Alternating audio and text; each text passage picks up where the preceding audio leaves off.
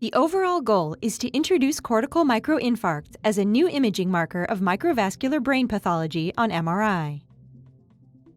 We first identified microinfarcts on in vivo 7 Tesla MRI scans. We performed post-mortem MRI to confirm the pathology of these lesions. Here we demonstrate our post-mortem MRI protocol, and we also propose rating criteria for microinfarcts on 7 Tesla MRI scans and how best to identify them on 3 Tesla.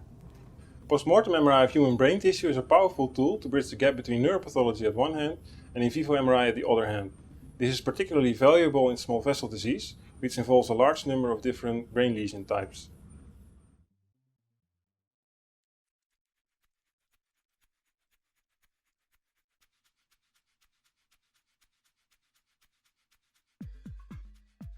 Prior to post-mortem scanning, select 10 mm thick formalin-fixed coronal brain slabs. In this example, 3 slabs are taken from the frontal, temporoparietal, and occipital regions of the brain. Take photographs of the brain slabs on both sides, or take careful notes of the orientation of the slabs in the container and in the scanner for the purpose of co-localization of histology with MRI. Fill a container that fits within the MR head coil with 10% fresh formalin at room temperature. Use a flow cabinet when handling the formalin. Avoid air bubbles when placing the brain slabs in the container.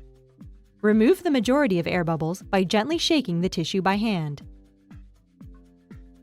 Place a smaller container inside the larger container to limit the amount of needed fluid, as well as to ensure that the slabs do not move within the larger container. Optionally, remove additional air bubbles by placing the container in an ultrasound bath. Next, cover the container with